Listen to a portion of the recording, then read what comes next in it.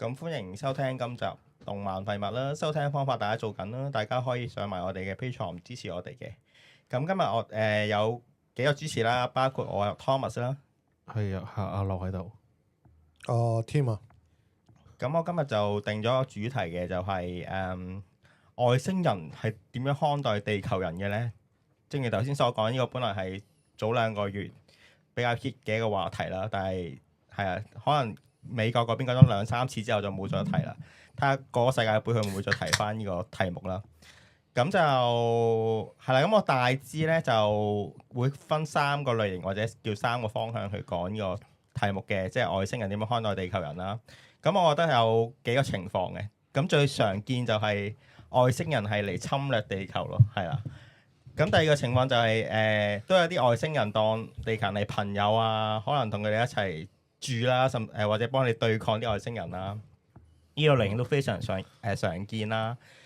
咁會有第3類就係唔屬於以上2個情況嘅，係啊，有第3種可能性嘅。咁陣間會再講多啲啦。咁首先就由呢個最常見嘅侵略型外星人講起啦。咁就係啦。咁首先我想分享一下一套作品嘅，呢套作品就叫做《奇洛洛軍曹》。唔係，係佢有好多譯名嘅。如果英文名就叫 All You Need Is Q 啦，係04年一個小説作家喺集英寫出嗰本小説，跟住喺14年嘅時候咧，呢套嘢都明日邊緣係嘛？係啦，佢有好多譯名嘅，佢有一個譯名叫《明日邊緣》啦，或者文傳譯咗做《殺戮輪迴》啦，或者台灣定大陸有啲地方叫咩《異空戰士》啦，或者有啲地方叫《殺無盡》嘅。香港先叫異空戰士，明日邊界係台灣嘅。係啦，但係唔知點解有大量咁嘅譯名咯。咁佢14年嘅時候，阿小田健就畫咗漫畫版啦。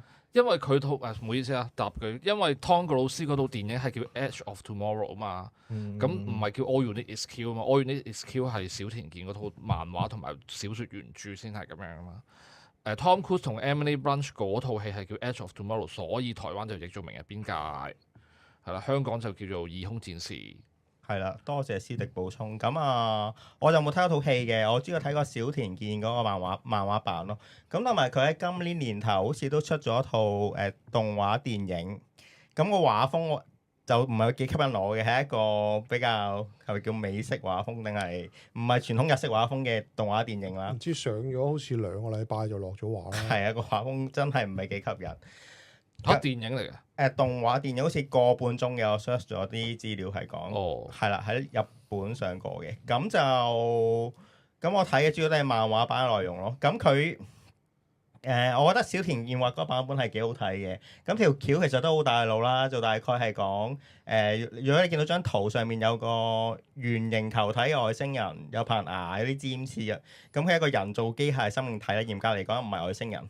係外星人派去地球去，可能消滅人類啊，或者將地球變成沙漠，變成適合一個外星人居住嘅地方嘅一個兵器咯。咁佢派咗好多嚟地球，咁就即係一個最簡單嘅侵略類型咯，即係純侵略嘅啫嚟到。咁呢套呢個故事有個設定就係主角突然間有一次任務裏面俾外星人殺咗，跟住佢發現自己重新翻去去出動之前嘅一個時間咯。咁係好似即係而家好常見嘅一啲穿越橋啦，或者輪轉身橋啊叫做。咁咧，我覺得似嗰啲打機嗰啲咯。或者 low save 啦，low part 嘅 save 啦，係啦。咁佢係最初係唔知個原因嘅。咁佢係會保存住一啲記憶啦，或者佢一啲戰鬥嘅肌肉記憶佢都會記得嘅。咁佢後尾係發現自己係每次死都會翻去呢個循環入邊咯。咁佢就係啦，佢知道自己走唔甩呢個循環，佢就開始既然係咁，我就落力啲殺外星人，不斷提升自己經驗值啦。咁後尾就變咗隊中個王牌啦。咁呢條橋而家聽落就唔係好特別啦，好似好多層面都有呢條橋。咁但係呢個故事就係有個巧妙位就係原來呢個能力係個外星人唔小心感染咗佢嘅。當然感染佢嗰個外星生命體個 boss 都有呢個能力啦。即係當雙方都有呢個能力嘅時候，到底點樣打破啲循環？點樣先可以殺到對方咧？咁喺呢個故事其中一個關鍵咯。咁我覺得幾好睇嘅。咁當然我就會比較推薦大家睇小田健嗰版本先啦，因為聽講就算係 Tom Cruise 個電影版都係個口碑係麻麻地嘅，係啦。咩啊？Tom Cruise 嗰套戲先收得喎，成日話。而家傳緊拍第二集，啲人成日問佢點解唔拍第二集喎？而家傳緊拍第二集。因為我上網睇啲影評，我睇翻，我當年冇睇啦，但係啲影評聽講係麻麻地嘅。咁但係可能唔知啊，可能我睇嗰個比較偏頗啦，係啊。我有睇電影版咯，反而。你覺得點啊？我反而即係我 Netflix 睇嘅，我就覺得後邊好似悶悶地就睇咗一半，即係大半就放棄咗啦。因為我覺得佢好似到咗中間咧，佢就好似同女主角有啲即係佢主線，我 expect 佢應該打仗啊，或者係點樣攻破外星人噶嘛。咁佢到咗半就好似同女主角嗰個關係太深咁樣，好似偏離咗，就睇下就冇睇。但係你有冇睇過漫畫版？漫畫有見過啲畫咯，但係冇睇過，因為我覺得係即係如果有兩個 version 嚟講，我想揀一啲新，即係重新製作會新啲嘅 version。即係即係我有時會覺得有少少科幻嘢可能擺得耐得滯咧，就有少少，都睇過啦，咁就嗰種會跌咗鑊啊！你明唔明我講咩啊？係，即係可能啲時代感，係啊或者風格。我覺得小田健個版本 OK 嘅，咁佢啲畫當然不嬲都靚啦。二嚟佢畫嗰啲戰甲都畫得好嘅，同埋好少見佢畫啲科幻打鬥，相對少啲啦。所以我覺得睇下佢畫呢個都幾特別嘅。電影版個劇情係咪由女主角嗰邊講起先？電影版係Tom Cruise 啱啱發現自己識重生嘅，跟住去到重生到某一個位咧，佢就見到女主角都好似識重生，咁就遇上即係大家再一齊合作咁樣。即係好開頭嘅事嚟嘅。係啊。哦。但係我覺得佢電影嗰個設計外星人係即係有霸氣好多喎，即係佢係類似獸形啊嘛。哦。即係佢係四腳爬咁啦，同漫畫係爭幾遠。因為我而家覺得咧，其實係即係啲外星人咧係一定要設計得比較好少少，因為我而家覺得人形嘅外星人係比較冇嘅創意嘅。係，咁不如聽下你嘅推介啊！我有咧 send 咗張圖出嚟咧，就係最新嗰張係咪啊？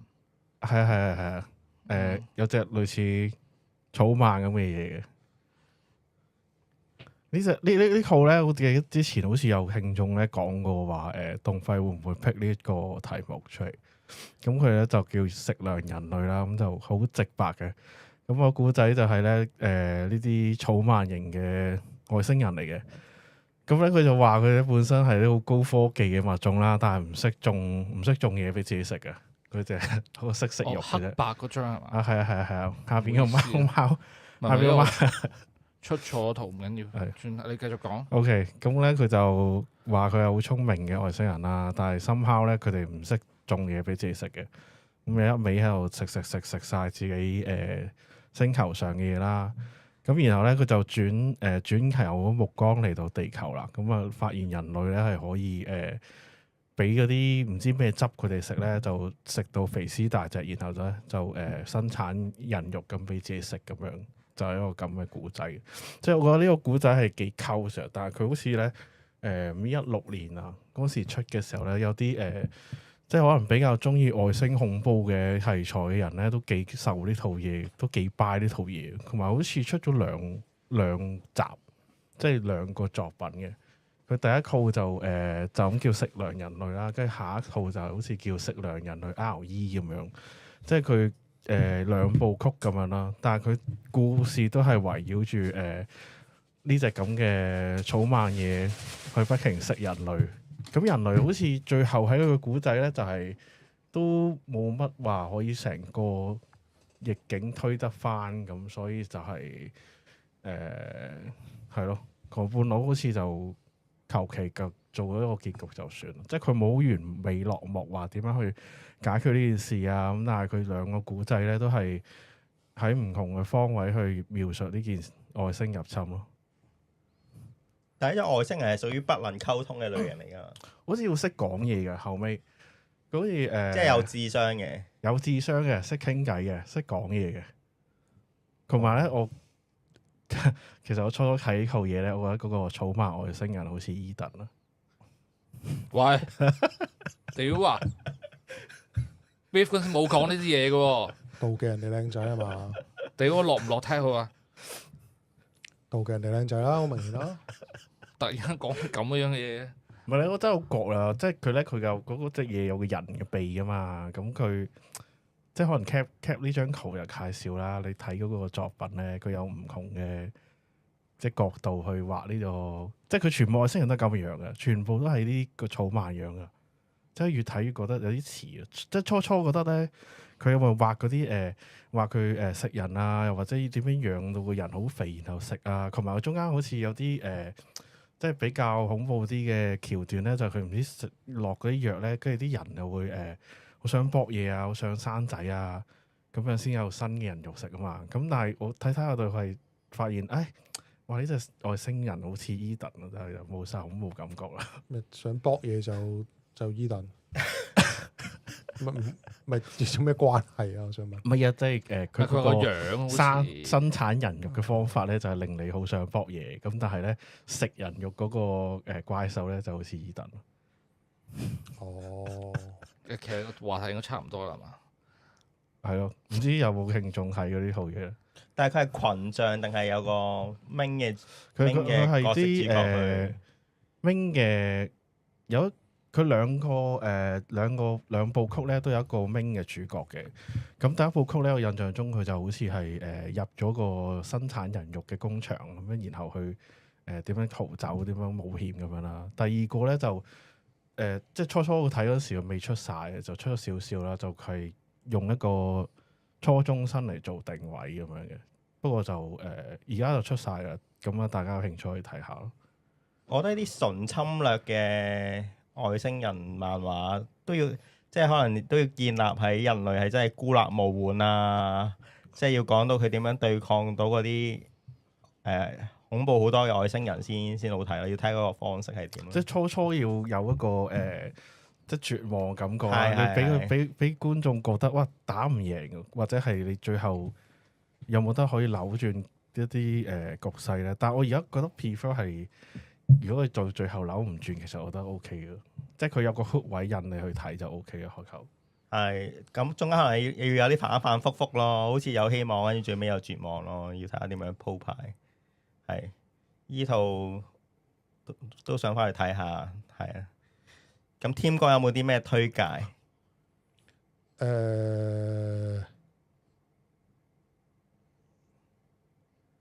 殺戮都市咯，殺戮都市，我覺得佢一嚟爽啦，一套好經典、好爽嘅打外星人，即都唔使多介紹嘅。咁同埋我覺得嗰班人喺黑球嗰間房度等嗰一下咧，咁有啲人知道要打外星人，有啲人唔知啦。令我諗起古惑仔陳小春叫雞嗰個理論。即係點啊？你有冇睇過古惑仔陳小春講叫雞嗰樣嘢？佢話叫雞最開心嗰下就係、你就最好期待嗰條女究竟係嗰條女嚟緊係咩樣嘅咧？會唔會係個靚女？會唔會係身材好嘅咧？即係陳小春話俾叫雞嗰下就等條女嚟嗰下咧係最令人期待嘅。咁啊，殺戮都市係相反嘅，即係作為讀者代入啲角色就會到底下一次打嘅怪物係幾犀利咧？下一次到底會死幾多人咧？下一次究竟啲角色嗰個角色過唔過到關咧？我覺得係會有呢種咁嘅期待感啦。咁但係 so far 可能抽離啲睇或者睇晒呢套《殺戮都市》之後，發現啲角色或者外星人，我覺得佢設計得又唔係好特別咯。係啦，即係佢可能都係參考好多地球有嘢啦，可能人形啦，或者係一啲日本妖怪啦。我初唔知佢係外星人嘅打。係因為我睇嗰啲佛像啦，動畫版，即係佢咪有幾套劇場版做得好像真嘅，跟住佢咪講去大阪有個百鬼夜行咁樣，跟住我以為係初睇咧，我以為係佢嗰啲咩日本鬼怪嘢嚟嘅，但係後尾即係睇完晒佢所有動畫版，再去揾個 ending 嚟睇咧，先發現原來係外星人嚟。係啊，咁當然你睇晒全部嗰陣，就覺得佢啲外星人冇乜特別啦。咁但係睇漫畫中間喺個黑房等嘅時候，就有啲好似唔睇攻略打機感覺咯。到底佢哋會面對咩敵人咧？就會有一種期待咯，係啊，咁咯。咁 so far 我覺得呢套漫畫都幾爽幾好睇嘅，不過個結尾就爛啲啦。當然就佢都完唔到個尾啦，係啊。咩啊？佢唔係佢係完到其嘅。實我係突然間你要問我外星人，我先諗起呢套嘢。但係你話好唔好睇咧？我覺得《殺戮都市》其實係唔好睇嘅，係即係爽都，因為例如即係嗰陣時講到佢啲女好撚正咁樣，跟住啲女越畫越啲身形唔撚似個正常人嘅，跟住啲外星人就應該咁講，佢個設定係有啲奇怪嘅，佢好似好有規矩咁，但係其實佢變出去啲武器有幾勁，同埋嗰啲外星人有幾勁咧，係冇譜嘅。係好中意係嗰啲即係整嗰件好勁，或者有個老手出嚟就殘殺啲外星人，跟住咧突然間又整隻好撚勁外星人出嚟。我冇記錯佢入邊嘅講法就係呢個只係一個外星人嘅遊戲啫。咁但係都唔使搞咁高風險㗎。即係如果你係能夠控制一個遊戲嘅話，即係需要 Predator 嗰班人係。佢結尾大概有講過個基本設定嘅。咁點解佢會有啲武器咧？就係由一個外星高等文明，佢俾啲敵人打緊，差唔多滅亡嘅時候，就 send 咗佢啲科技嚟地球，跟住嗰啲科技就落咗一個有錢佬手上啦。但係嗰啲有錢佬又冇將呢件事同埋啲科技公佈，就做咗黑球嗰個體制啦，同埋嗰啲系統啦，咁就變咗好似打機咁，同埋一邊打機一邊對抗啲入侵或者隱居外星人嘅一個遊戲咁咯。咁佢最尾都要打返嗰個高等文明嘅個結局就係啦，就係一個咁嘅設定咯，基本上。咁我覺得我都冇好深究嗰啲劇情或者設定嘅，純粹點講啊？係啊，純粹爽咯，一套爽漫咯。哦，因為我睇完嗰啲真人版同埋啲動畫咧，就走去追翻嘅，跟住發覺佢後邊設定嘅其實係佢即係一塌糊塗咯。佢自圓唔到其說嘅，即係點解會有個黑色波入邊裝住個人係為咩？佢個黑色波講嘢又為咩？即係好明顯，佢一開頭會俾我嘅感覺係佢諗得個哇呢個絕世好橋啊，寫咗先，跟住到後尾就後尾會搞得掂噶啦咁樣嘅感覺咯。即係我睇呢個咁樣入手嚟講，會又唔爽又唔順咁樣咯。但係佢嗰啲真人好似真人嘅動畫係幾好睇嘅。即係咪打百鬼夜行嗰套？係啊，嗰啲係啊啲大波妹整得幾好睇。你唔覺得臨尾嗰啲身形係唔撚黑，即係冇美感喎？直頭係。係咪屌佢睇麻豆噶嘛，咁大波妹嘛，佢睇開嗰啲都係唔合比例㗎嗰啦。啲比例都唔係有麻豆嗰啲比例啱過呢套。佢係中意啲咁樣嘅，梗要啦，大波妹嘛，大波妹咪吸到精啊！哦，OK，眼睛嘅精啊嘛。佢吸邊啲精都唔會係你啲精啫，係嘛？咁阿樂頭先有講，即係如果個外星人係人形就相對唔係好吸引啦。咁我嚟緊想講一套以前都講過嘅作品嘅，我想要呢張圖。咁就係海盜高達，係我自己就好中意睇海盜高達嘅，所以點都講一講呢套嘢啦。咁外星人喺高達裏邊就好少出現嘅，即係勉強。我冇睇嗰套嘢啦，但係聽講00咧後期係有外星人嘅，咁都有啲爭議啦。咁呢套海盜高達就冇點，即係冇外星人，就睇你點樣定義咯。因為如果你要講咧，即係佢海盜高達就係講主角團去對付一個木星軍嘅一個故事啦。咁呢班木星軍咧，佢係由地球移民去木星做一個開荒牛嘅。咁即係。途中你見到嗰個阿伯就係第一代移民去木星嘅人啦，咁佢做咗嗰度開荒牛啦，咁佢好憎恨地球，因為佢覺得地球政府抌咗佢哋喺嗰度，跟住對佢哋不聞不問，跟住要佢哋自生自滅啦。到佢哋可以建立一個木星圈一個國家之後咧，咁嗰班人就翻轉頭去要佢哋政治聯婚啦，同個總統係啊。咁好似攀翻嗰段關係咁啦，咁佢對呢樣嘢就好不滿嘅，咁對地球係充滿仇恨啦，即係好多感情裏邊咧有妒忌佢啦，即係我有事嘅時候你又唔幫我啦，到我搞掂嘅時候你先嚟，咁樣好似想政治聯盟好似想我 under 你咁嘅態度咯，咁佢一直處心積慮係想毀滅翻個地球嘅，咁呢個係佢第一代人嘅諗法啦。咁傳落去第二、第三代嘅人嘅時候咧，嗰啲人都開始唔覺得自己係地球人啦，而覺得自己係木星人啦。咁當然佢根源上或者個身體結構上都當然都仲係普通人類啦。咁但係佢哋根深蒂固覺得自己已經唔係屬於地球人一份子咯。係啦，咁係啊，所以佢之後嘅包括第一代大總統啦，或者之後繼承總統位置嘅人都係想用盡一切方法去同地球又咪叫攬炒嘅，即係好似阿爾蓋達咁咯，做一個恐怖襲擊咯。即係第一代嘅總統就係想將啲核廢料、核子武器咁抌喺地球度啦。跟住第二代嗰個孖生兄弟總統就係想用嗰個衛星，嗰啲係咪叫衛星微波炮、太陽能量電子炮？我唔記得咗個 terms。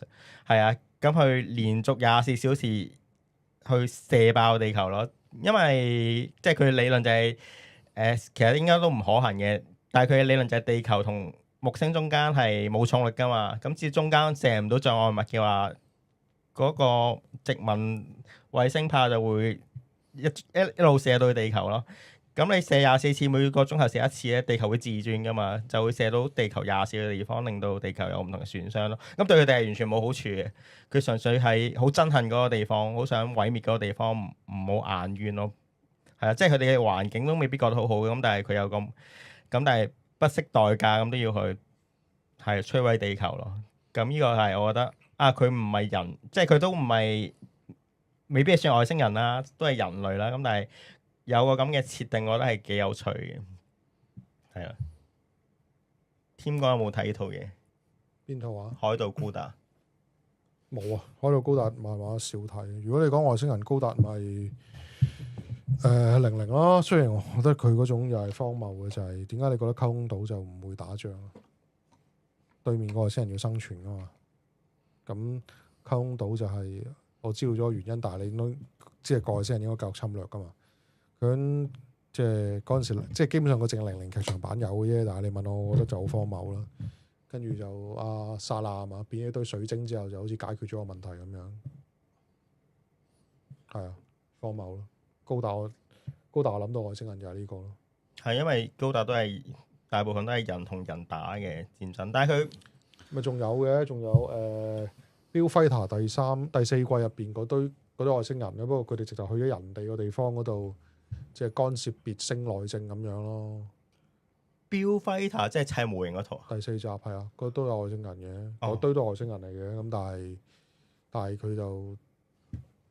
但係佢哋應該係打外星 AI 咯，叫做係咯。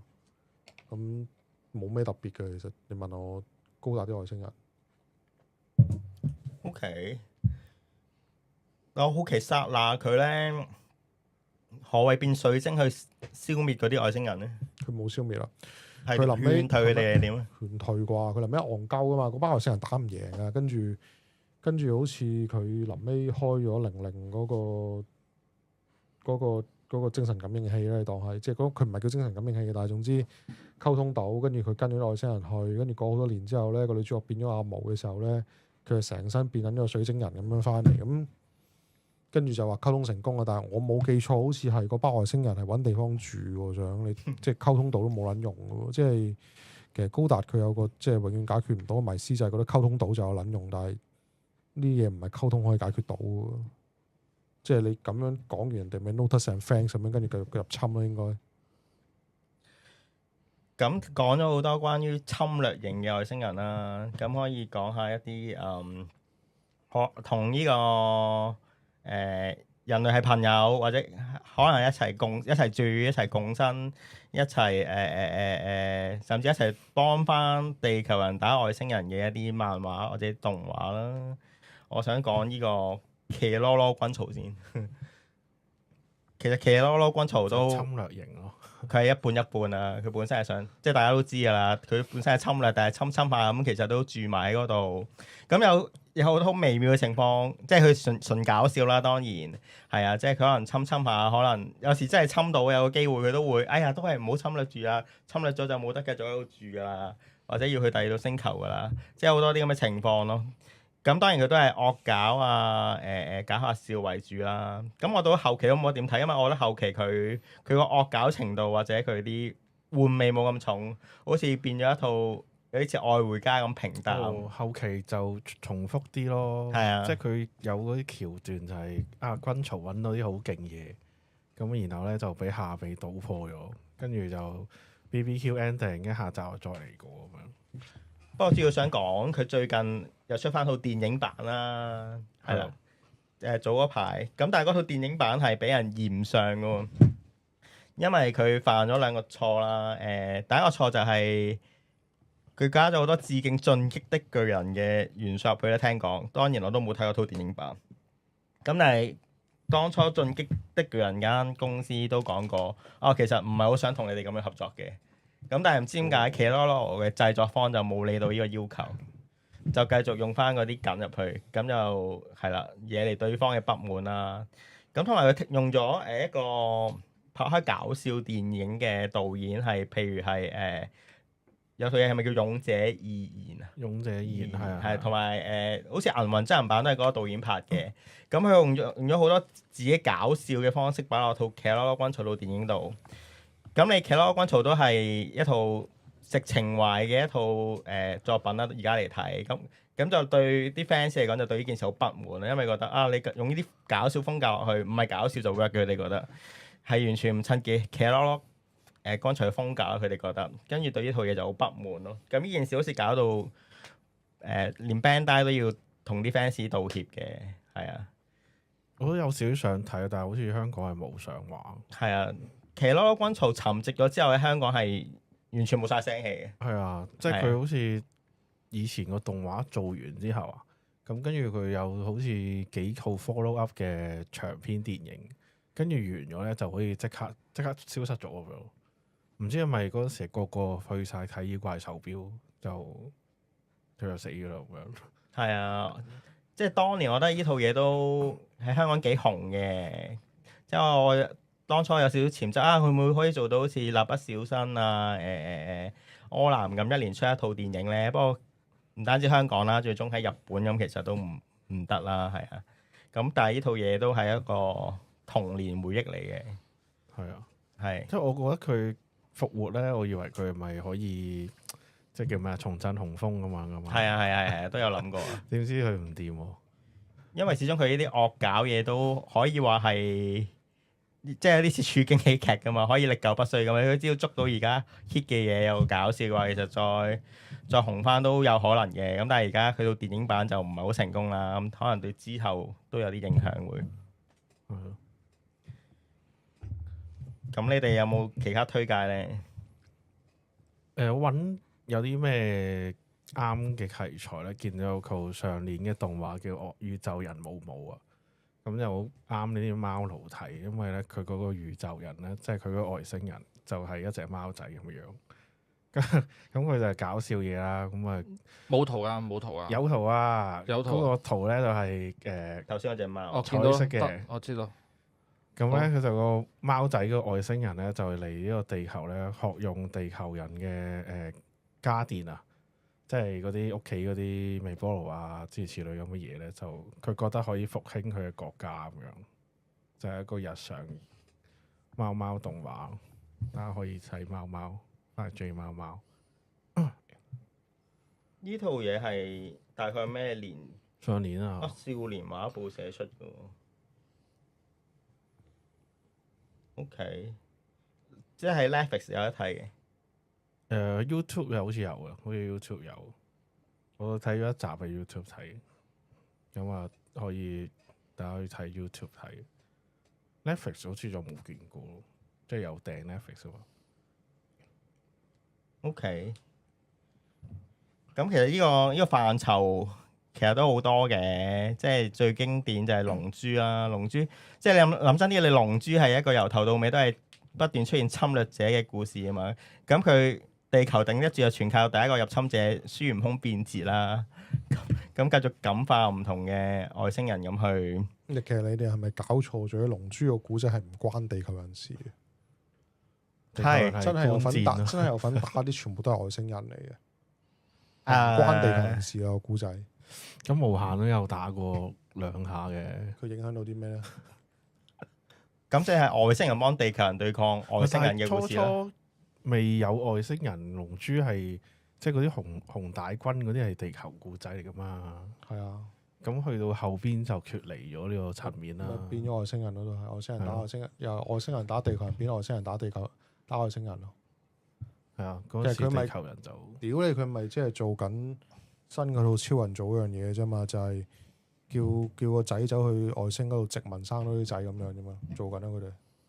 咁係啊，佢原本係一樣噶。去做緊咯啲低能啲嘅地方，你就係有超能力咁樣咯。係啊，做緊啦佢哋。咁添哥有冇諗起啲咩推介咧？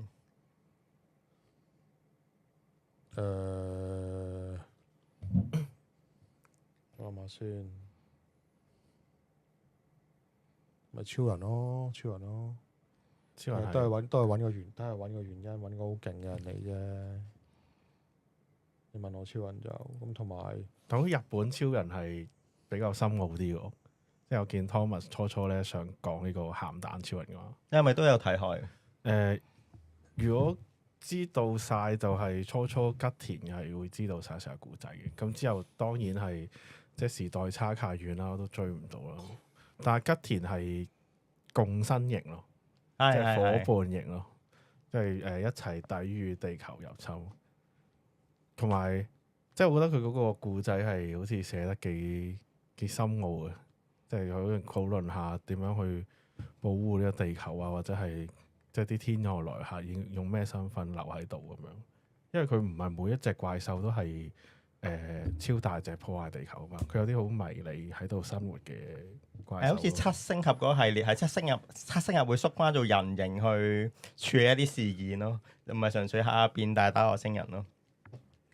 咁同埋我好少睇鹹超嘅，咁但係我上網睇，即係如果你有睇開，我都想問你嗰套嘅嘢係咩嚟？我上網睇過一套介紹鹹超一個，因為而家啲超人咧，佢設定變咗好多嘅，就未必純粹係自己變身啊，有好多唔同嘅可行性嘅。即係譬如有個鹹蛋超人係有2個人同時可以變咗鹹蛋超人嘅嗰個超人嘅，咁但係當然唔可以同時2個人一齊變2隻啦。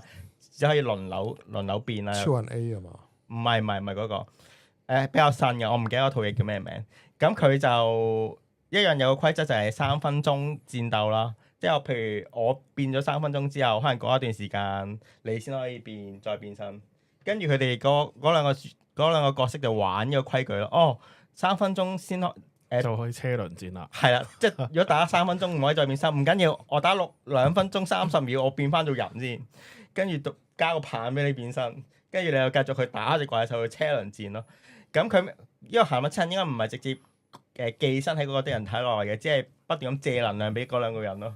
跟住嗰啲評論就話：哇，咁個鹹超嘅力量會俾呢2個人搶光晒嘅喎。跟住後尾嗰個鹹超好似係封咗呢個規矩嘅。咁我覺得呢個即係佢玩好多新嘅設定係 keep 住，所以咁多年都做到嘅。或者之後嗰啲設定好似係。你上次都講過噶嘛，係pass 俾唔同人噶嘛，會將嗰個係咪你講啊？上次唔知喎，呢度太新啦，我都冇睇過。但係 pass 俾其實嗰個變身係你俾第2個咪得咯，即係鹹超不嬲都係啊，即係以前係 keep 住1個人可以用嗰支棒噶嘛，佢之後係可以交替俾下一手用嘅，即係可能上一手死咗，即係佢死咗啲人，跟住就會交俾其他人去變身咯。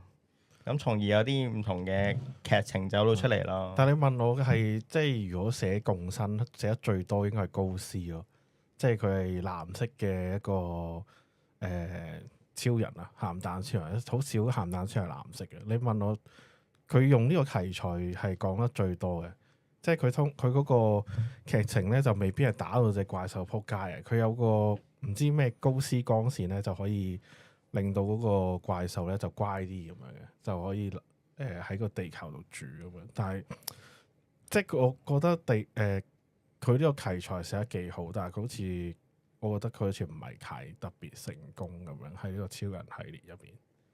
好似係唔係好收得噶嘛？可能係咪腰斬咗？佢又冇腰斬嘅，但係佢去到一半都係回歸翻打嚟打去咁樣咯。就我細個都有睇，不過就覺得好似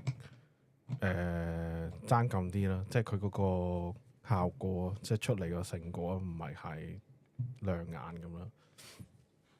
係，但係我覺得佢一個咁嘅設定都可以變到咁多嘢都好犀利啊！維持到咁多年，係啊，只係真係冇。而家鹹超好似就辛苦啲咯，咁又冇蒙面超人咁好勁。蒙面超人就我見鹹超都已經開始要玩裝備啊，加好多武器起身，賣玩具，去賣玩具咯。即係蒙面超人有一個人有幾十個玩具，咁你超人就渣啲嘛，即係可能加把劍啊，加把嘢俾佢就，即係啲產量唔夠多啊，佢哋嘅泵大啲咁樣。係啊，特攝都係以個無面超人最 keep 到咯，係啊，係啊，咁樣咯。你哋仲有冇其他推介咧？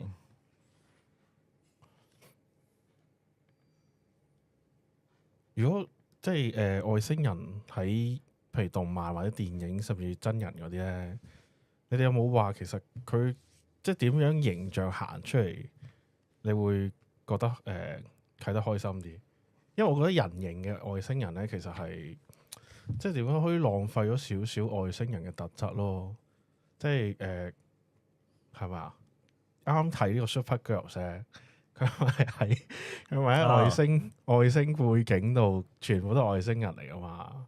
我仆街，全部都係人樣嘅，跟住佢做啲嘢同人一模一樣，我就覺得哇，咁好冇外星 feel 喎！即係除咗佢嗰個，除咗佢塊面有雙珠之外，我又唔覺得佢有幾外星咯。其實咧，你哋有冇呢個感覺先？有啊。其實做呢集之前，我就有諗過講 Eva 嘅，咁但係我 search 真啲，發現咧 Eva 嗰班使徒其實原來唔係外星人嚟嘅，係啊，佢只係佢係同即係佢嘅設定係一個係亞當嘅後代啦，佢哋係亞當嘅後代，跟住我哋就係所謂莉莉絲嘅後代啦。咁個源頭係似嘅，所以佢嘅設定裏邊咧，人類同埋使徒嘅基因係好大 percent 係相同嘅。咁你冇理點解外形爭咁遠啦，但係核心嘅基因係似嘅。咁同埋佢哋係唔係即係外星嚟咯，佢係寄生喺地球唔同角落。當然佢唔係外星人，有啲離題啦。可能有隻魚形嘅會喺深海啊，有啲人就係有啲外星啲使徒就會喺大氣層上面等時間到，佢哋就會啟動嘅一個咁嘅設定咯。咁你問有啲咩外星人設定吸引？我覺得使徒嗰隻係幾吸引啦。一嚟佢哋唔係人形啦，即係好多唔同嘅形狀都形容唔到啲形狀啦，係嗰個設計係幾特別嘅。咁同埋我覺得佢有一個令人不安嘅位就係，可能佢個樣係似有表情，但係又冇表情有啲。咁同埋佢哋溝通唔到咯。咁佢哋行動你都係預計唔到做啲咩行動，或者佢哋嘅能力啊、攻擊方式都唔同啊。即係譬如睇有啲似係入侵型啊。咁嗰啲我覺得係幾特別咯，花款幾多，同埋都有啲即係難啲理解咯，係反而有趣啲係嘛？當你理解唔到嗰樣嘢，預計唔到佢下一步會點，就會有趣啲咯。我覺得就係啊，我覺得而家都係咁啊，而家係睇唔明嘅作品先至吸引人哋啊嘛，然後就可以翻去睇咩1000個你不知道的乜乜乜咁樣。係咁，當你嘅敵人係你理解唔到嘅。你理解唔到嘅形狀或者理解唔到嘅形態嘅時候，咁人類點樣對抗佢嘅時候，亦都要諗啲特別啲應對方法咯。咁會容易啲去變得好睇啲咯。咁都可以讀下啲聽眾嘅留言嘅。咁咧有位朋友就話電影佢會推介小魔怪，即係嗰隻掂咗水會起泡，跟住生一堆嘢出嚟嗰隻嘢啦。我嘅印象中隻嘢係咁樣嘅。咁另外咧有朋友亦都話阿當同莉莉絲係外星人嚟嘅。咁跟住就睇下先，仲有就係新年兩公婆講嗰套 Chargerman 啊嘛，其實都係外星人入侵。其實外星人入侵又冇咩好講，你問我，因為佢只係整個敵人出嚟啫，即係好似我記得 Once 佢自己整嗰套叫做《天敵乜戰》嗰套叫做，即係佢係將呢個唔同嘅天敵 versus 啊嘛，係啊 versus VS 嗰度佢將唔同嘅所謂人類災難放埋一齊，等佢哋互相殘殺，即係咩機械人啊、細菌啊、外星人其中一種。其實外星人喺好多作品入邊只係一種災難嚟嘅啫，佢同喪屍係冇分別嘅個存在。咁當然你可以話唔係嘅 E.T. 嗰啲唔同嘅，即係咩研究好深層嘅，咁但係多數都好膚淺嘅啫。動漫嗰啲就咁一係咧，就好似佢當係有時你真係。屌，好似隻狗咁樣嘅，即係好似軍曹嗰堆咁嘅。即係如果你講做 friend 嗰堆，咪即係隻狗咁樣咯，好似軍曹咁樣咯。火星異種啊，或者火星異種嗰種咧就唔係嚟嘅，佢唔係外星人嚟嘅，因為火星異種個源頭喺地球嗰度嚟嘅。對火星嚟講，嗰班就真係外星人啦。係咯，唔係外星人嚟嘅，佢係地球曱甴嚟嘅嘛。係啊，即係佢只係回歸翻自己嘅係啊母星啫，所以佢哋因為呢個可能唔敢睇佢嘅。所以就，但係其實你問我，我覺得火星佢後尾同埋嗰堆都唔似係曱甴嚟㗎啦，已經。佢係人形化咗，我唔係好記得呢套嘢我同你講，如果俾鬼佬認真咁深究，應該屌你老母 cancel 佢啦。佢畫到啲曱甴成日星星咁樣，黑人咁樣嗰班，我認真。其實似啊，即係似現實嘅大隻黑人啊。係啊，但係嗰班並不是外星人嚟嘅，佢只係住喺火星上面嘅地球生物。但係佢後尾係去咗。佢唔係啊！我理解我唔係好記得，佢係喺火星養曱甴，然之後啲曱甴就有咗智慧，係變到人咁高咯，變到好似人咁。即係應該係咁嘅。某程度上都符合外星人嘅條件，只不過佢個源頭係佢即係佢嘅祖先啦，佢應該講係都係來自翻地球嘅，係咪應該咁理解？我其實我嗰套嘢冇乜心機睇，但係我印象中好似係咁，即係曱甴唔係喺香港，喺地球，喺地球都仲係低等生物嚟嘅，但係佢去到火星就變咗有智慧生物啦。應該我記得係咁樣嘅設定。你要睇下個籍貫喺邊喎，即係你要研究呢個。三水咯，三水江門嗰頭。係咯，亞洲嗰啲曱甴應該係亞洲嘅黑色噶嘛，即係有分嘅咩？有唔同。我諗唔好討論啦，我見靜晒啦嗰邊。大家唔想同你討論啊！你講翻。我唔係，因為我其實我冇好似阿秀嗰隻見到曱甴屌你老味要跑撚到即係，佢有嗰個地方係另一邊嘅。不過我即係佢真係成個彈起喎！我唔係覺得好似哇佢彈起咁睇係跳得好高。佢真係成個彈起喎！不過呢個再有機會先再講。係啊，咁樣咁你問我就。即係佢一來唔係外星人咧，二來咩都冇講。如果引申去另一個話題，問下你哋，你哋覺得呢個世界上，你覺得有冇外星人咧？或者如果有，你覺得外星人會似邊一套漫畫嘅形象咧？係啦，你哋諗緊嘅同時，我可以講下第二套，因為我依套嘢，我覺得即係我唔知有冇人外星人啦。如果有，我覺得係有啲似佢個情況嘅。可唔可以幫我搜《封神演義》嗰兩張圖？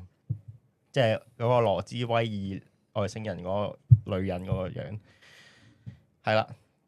咁以前藤崎龍有本漫畫叫做《封神演義》啦，都係一個 Jump 嘅經典作品啦。咁你初頭睇嘅時候就會覺得呢套係一套神仙打交嘅，即係可能畫得科幻啲、奇幻啲。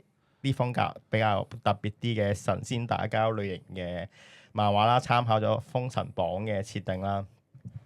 咁但係佢後尾就係講翻成件事嘅起因咧，就係原來有班外星人，其中一個就女媧啦，或者伏羲，或者即係中國嗰啲最原初啲大神，原來佢哋外星人嚟嘅。咁佢哋嚟到地球移民啦，有幾個咁嘅外星人。咁佢哋大部分都選擇咗同地地球嘅唔同嘅物種去同化咗，變咗而家嘅生物啦。咁女媧就覺得呢個做法係唔 make sense，佢唔同意嘅。佢覺得我哋高等種族嚟噶嘛，點可以同呢啲地球嘅物種去同化咧？咁佢就保留咗自己嘅肉體同埋靈魂，就留咗喺地球嗰度咯。咁佢唔算係侵略啦，某個程度上佢反而係呢個地球嘅創世神咯。咁佢對呢個地球人類嘅態度，或者地球呢個地方嘅態度，就好似玩模擬市民咁咯。佢會不斷去影響人類一啲歷史啊。咁當個歷史唔係佢預期咁樣發展嘅時候，佢就會毀滅個地球。再重新嚟過，好似玩緊 game 咁咯。即係直至嗰個世界可以符合嘅理想，佢想變翻去原本個星球嗰個狀態，將地球變成係啊。咁但係佢一直撈 safe，一直撈 safe 咁，或者唔知幾多週末咯，或者叫做咁，直到佢遇到僵屍嗰班人咧，係啊，儲夠足夠力量去打低佢呢件事先完咗咯。咁當然我覺得如果有外星人又未至於咁誇張話呢個地球重生咗幾多次嘅，而係我覺得如果真係外星人，佢可能已經係潛伏喺地球度。背後操縱緊啲嘢咯，係啊，咁而你係唔會知㗎，係啊，即係如果我覺得有外星人，佢係高等過我哋嘅，而佢冇毀滅我哋，佢就做緊啲咁嘅嘢咯，係啊，好似背後一個存在咁咯，係啦，呢個純粹我個人嘅 FF 啫，你哋有冇啲咁嘅想像，或者有冇啲咁嘅？如果你問有咩期待嘅外星人形象咧，我會想佢係好似14歲嘅 Chicken Josh 咁樣。即係佢係人形嘅，但係佢個頭咧就係雞嘅。如果即係嗰啲神秘嘢咧，咪話呢個地球係有蜥蜴嘅人噶嘛？唔係神秘嘢喎，係 TVB 新聞同你講過。哦，係啊，咩北歐外星人係啊，有北嗰啲啊嘛，歐外星人同蜥蜴人啊蜥蜴人噶嘛。咁咁如果現實係真嘅，我想佢係雞頭咁嘅人咯。點解追雞頭？冇你唔覺得雞係？即係好慘，啲雞成日俾人食噶嘛，即係我哋鬧人就鬧人係雞咁樣嘛。咁但係有一日，阿 Donald Trump 行出嚟拖住個雞頭咁嘅人，拖住阿 Chicken Josh 咁嘅人，介紹啦，佢就係我哋地球嘅主宰啦。咁你唔會覺得好型咩？咁啲雞咪好型咯。以後就唔可以食雞咯，唔可以鬧人係雞咯。咁好多動物都慘嘅，唔一定雞嘅。係咯，狗都得嘅，咁樣狗頭嘅人都得咯。係。咁啊，諗到其他類似嘅類型，或者添哥，你覺得有冇外星人？你自己覺得？當然好多人話啊，有觀眾話有外星人都要翻工㗎啦。不過都係一個想像嚟嘅。我已經過咗，或者即係探討外星人呢啲咧，係雲海啊、史提芬史匹堡嗰啲年紀嗰啲人探討嘅。我對呢樣嘢冇感覺嘅，有冇都唔重要啦。好，有聽眾講變形金剛啊，外星機械嘅生命體，其實我覺得係幾有創意嘅。即係當然佢又係玩具車仔發展出嚟，好似係咪孩之寶整出嚟？唔係好記得，定係微星小超人先係孩之寶？但係我覺得係好似除咗變形金剛之外，係少啲有機械生命嘅外星人嘅。機械生命好似真係幾 unique 嘅一個創意嘅。係，同埋佢呢個系列唔單止有貨車，佢係一個系列，唔知有冇睇過？係佢哋寄生喺班動物嗰度嘅。佢係翻咗恐龍時代，係咪恐龍時代？古時代啦，跟住恐龍派嘛。係啊。咁我細個幾中意睇嗰套嘅，即係有隻豹、有隻猩猩㗎嘛，我記得。係啊，佢好似都係咪應該都係同一個世界觀嚟嘅，只不過變咗喺動物身上嘅。變身就唔係車仔，係動物。但係變形金剛嗰幾套電影拍極都越拍越衰咯。但係越拍越有喎，好似係遲啲仲會有喎。我印象中好似仲會有。係嘛？仲唔死心？機械生命體啊！係咯，如果你要諗到最近期咪係 Doctor Stone 咯，有冇睇 Doctor Stone 啊？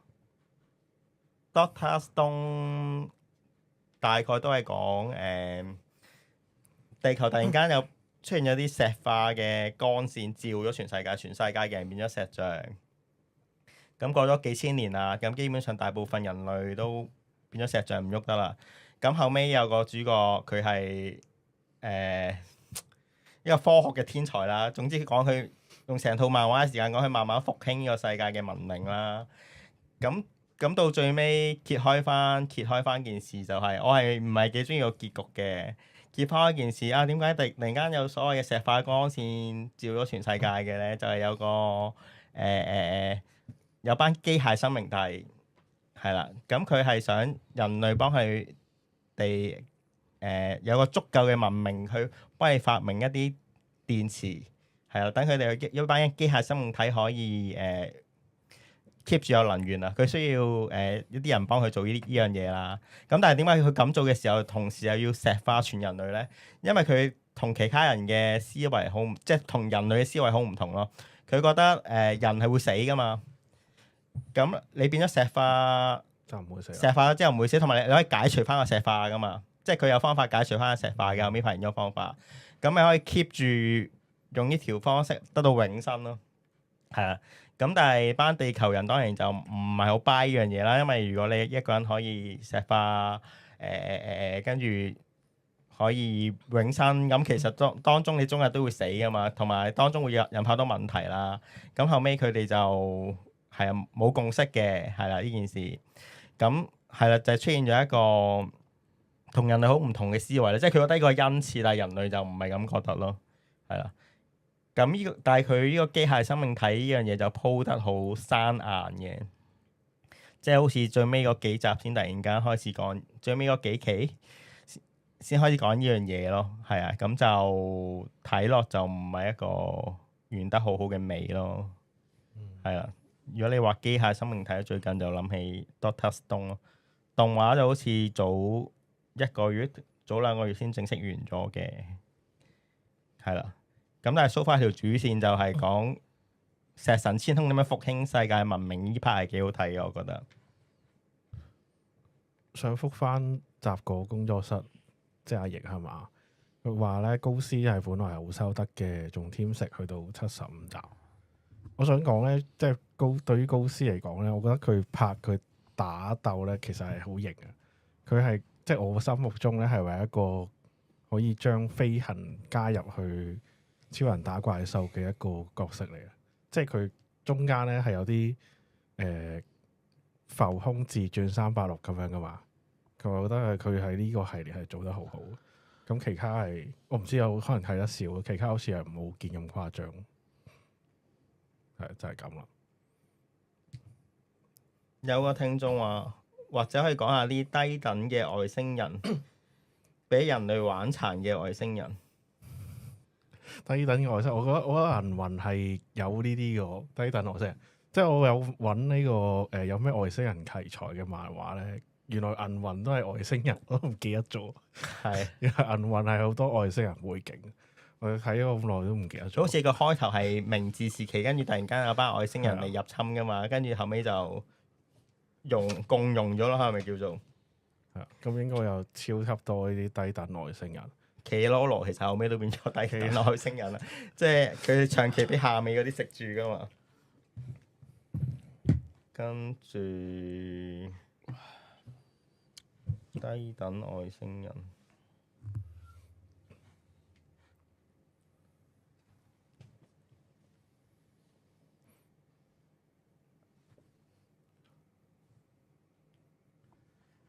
有人講呢個 Rick and Morty 啊，我想Rick and Morty 係咪外星人咧？就有外星人元素咯，但係佢唔係每一集都講外星人，佢似一似呢啲比較背景嘢嘅，即係佢外星比較背景，即係佢揸住架飛碟四圍去咁樣。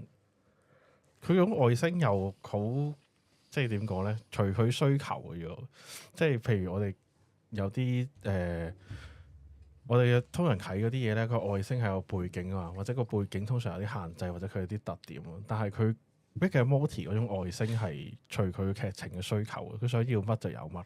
即係譬如佢有一集係佢個星球係可以有個馬桶喺嗰個山上邊嘅咁樣，即係隨佢想講咩就會變成啲乜嘢咁樣就係咪外星啊？我都覺得一半一半啦。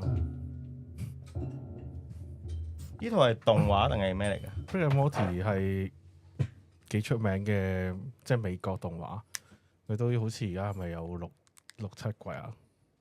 係啦，咁好似 Netflix 係睇，但係佢就冇一個好，其實佢有主線故仔啦，咁但係佢可能每個 season 會透露一啲，或者係佢想 focus on 嗰樣嘢嘅時候咧，就會講得多啲。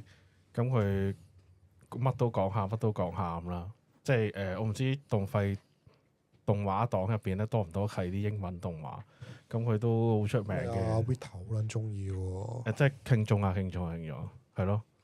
近排嗰個 Comic Con 都好似Rick and Morty 嗰個係咪畫師定作者啊？我唔記得咗係邊個啊。總之咧，佢有幫大家畫畫喺嗰度，係啊，仲畫到 OT 添。唔知咩閂咗門之後，仲畫多幾粒鐘咁樣。哦，係咯，即係如果集中睇日漫嘅就可能未必會咁啱碌到，但係美國動畫咁就其實佢係好出名嘅。冇啊，真係冇留意個系列，因為你睇即係而家實在太多嘢睇啦。頭先有人提到超時空要塞啦，咁我都有諗過講超時空要塞嘅，佢係一個 keep 住係3個元素咯，就係呢個戰機，跟住一定有愛情線同埋唱歌，咁同埋每集都係對抗唔同外星人嘅故事啦。咁最尾啲人都係會因為受到人類歌聲嘅影響而變成人類嘅朋友，或者達成某種程度嘅和解啦。譬如你第一集就係講林明美用歌聲感化咗一班冇音樂文明嘅外星人變成 partner 啦，係啊。咁第二、第三集佢有少少扭轉嗰個設定，但係都係類似咁嘅套路嘅。咁其實睇超時空要塞，我主要都係為咗聽歌嘅啫，聽歌多過睇劇情啦，係啊。阿樂有冇睇超時空要塞？係咪真係 Marcos 啊？係啊，少少啦，我都知係即係嗰啲歌係表演幾好睇嘅，不過少少，我又唔係好中意機械，因為係啊，佢都係好多都靠唱歌搞掂，多過個機械人搞掂對面啲外星人咯。係啊，咁都一套幾經典嘅作品啦。咁大家嚟到呢度仲有冇其他嘢分享呢？都差不多了。係啦。咁啊，睇下遲啲會唔會再有其他唔同嘅補充啦，係啊，咁如果冇特別補充，我哋今集就暫時嚟到呢度先。好多謝大家收聽。